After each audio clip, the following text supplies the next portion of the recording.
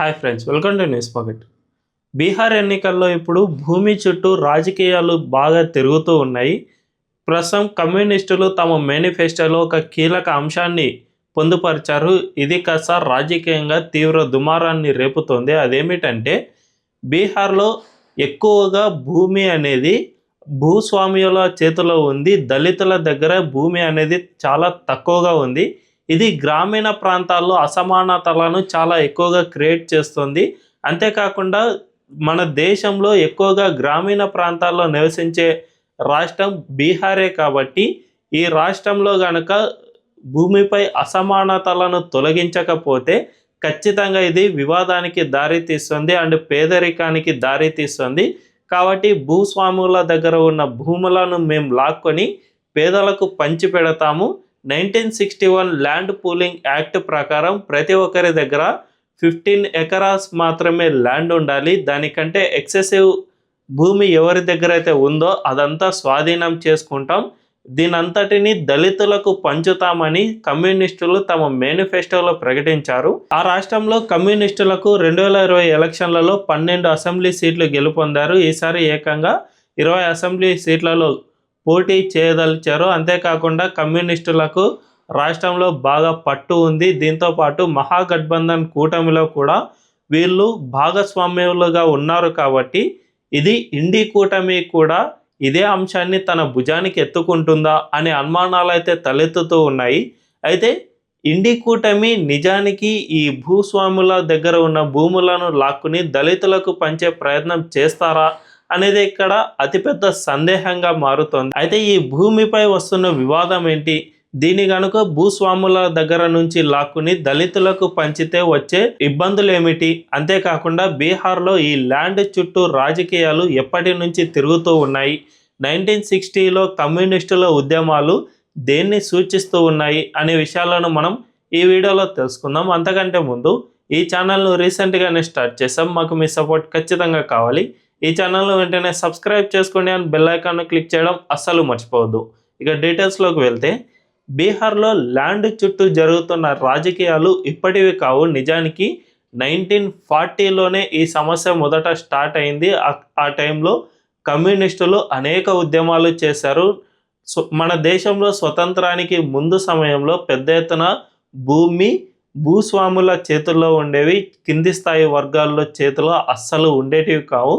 ఈ భూస్వాములు పెద్ద ఎత్తున కౌలుకు అంటే ఎక్కువ ధరకు కౌలుకు ఇవ్వడం ఇలాంటివి చేస్తూ రావడం వల్ల కమ్యూనిస్టులు వీళ్లకు వ్యతిరేకంగా గతంలో ఉద్యమాలు చేశారు. 1960లో అయితే వినోబా భావే ఆధ్వర్యంలో బీహార్లో పెద్ద ఎత్తున భూస్వామ్యులకు వ్యతిరేకంగా జరిగిన ఉద్యమాల్లో ఏకంగా 6 లక్షల ఎకరాల పంట భూములను ఈ కమ్యూనిస్టులు స్వాధీనం చేసుకున్నారు. ఆ తర్వాత వాటిని తిరిగి ప్రజలకు అప్పగించే క్రమంలో కేవలం 3 లక్షల ఎకరాలను మాత్రమే అప్పగించగలిగారు. కానీ మిగిలిన 3 లక్షల ఎకరాలను అప్పగించలేకపోయారు. దీనికి కారణం ఏమిటంటే ఈ భూమి మొత్తం ఎక్కువగా కొండ ప్రాంతాలు, లోయ ప్రాంతాలు ఇలాంటి వాటిలో ఉండటం వల్ల వీటిని సాగు చేసుకోలేని పరిస్థితి ఏర్పడింది. తద్వారా వీటిని ఈ కమ్యూనిస్టులు ప్రజలకు పంచలేకపోయారు. ఈ ల్యాండ్ అప్పటి నుంచి ప్రభుత్వ హస్తగతంలోనే ఉంది. అంతేకాకుండా ఇందులో చాలా వరకు దీన్ని పంచకుండా అలాగే ఉంచడం వల్ల చాలా వరకు ఎవరైతే భూస్వాముల నుంచి కమ్యూనిస్టులు లాక్కున్నారో వాళ్ళే తిరిగి స్వాధీనం చేసుకుని మళ్ళీ వాటిని పండించుకుంటున్న పరిస్థితి ఏర్పడుతుంది. అంతేకాకుండా 1970 ఆ టైం నుంచి 1990 వరకు బీహార్లో నక్సలిస్టులు పెద్ద ఎత్తున రక్తపాతం సృష్టించి మరి ఈ భూస్వాముల నుంచి భూములను లాక్కోవడం స్టార్ట్ చేశారు.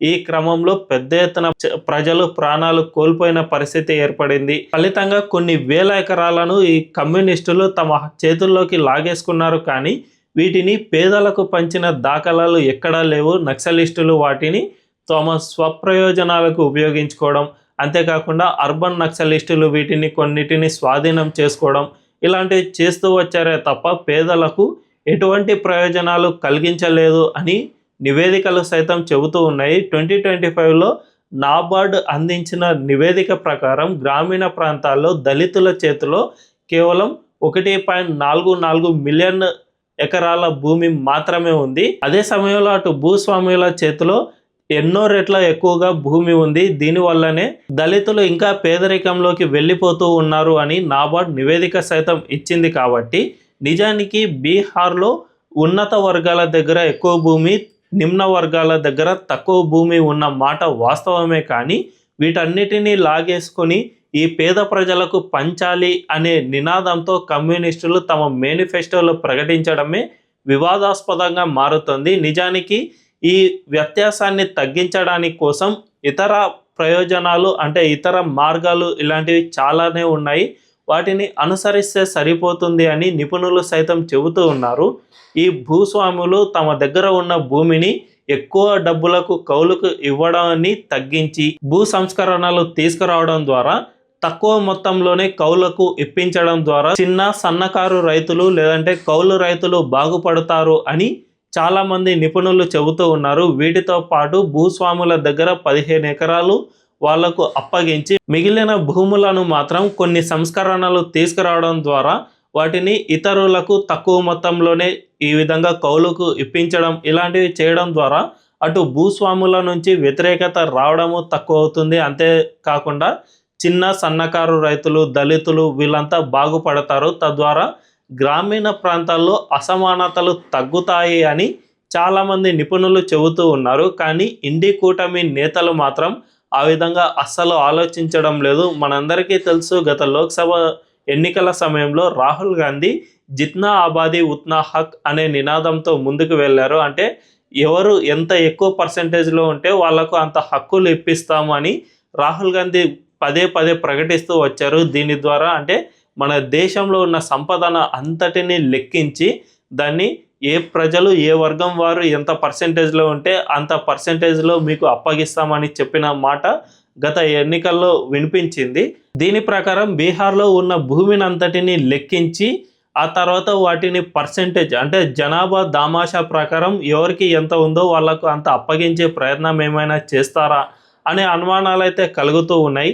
ఇదే కనుక జరిగితే పెద్ద ఎత్తున బీహార్లో ప్రజలు తిరుగుబాటు చేసే అవకాశం లేకపోలేదు. ఎందుకంటే ఎవరు కూడా తమ చేతిలో ఉన్న భూమిని వదులుకునే ప్రసక్తే లేదు అని చాలామంది భావిస్తూ ఉంటారు. అంతేకాకుండా మనకు తెలిసిందే, మన దగ్గర ఉన్న పొలాన్ని తీసుకుని ఎవరికో వేరే వాళ్ళకు అప్పగిస్తాను అంటే మనం కూడా ఊరుకోం. కాబట్టి భూమి అనేది ప్రస్తుత నాగరిక ప్రపంచంలో చాలా కీలకమైన ఒక ఇన్వెస్ట్మెంట్గా భావిస్తూ ఉన్నారు.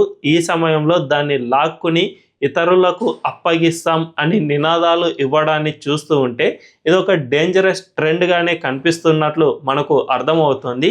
నిజానికి భూ సంస్కరణలు చేయాలంటే అందుకు ఇతర మార్గాలు ఉన్నాయి.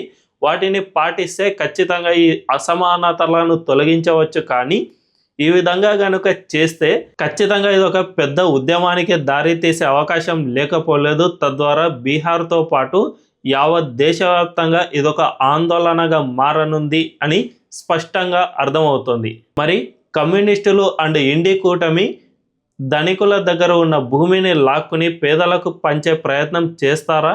ఈ ప్రయత్నాన్ని ముందుగానే గుర్తించి దీన్ని ఆపేస్తారా అనే విషయం తెలియాలంటే వేచి చూడాల్సిందే. ఈ వీడియో కనుక మీకు నచ్చినట్లయితే ఖచ్చితంగా మా ఛానల్ను సబ్స్క్రైబ్ చేసుకోండి అండ్ బెల్ ఐకాన్ను క్లిక్ చేయడం అస్సలు మర్చిపోవద్దు. Thank you.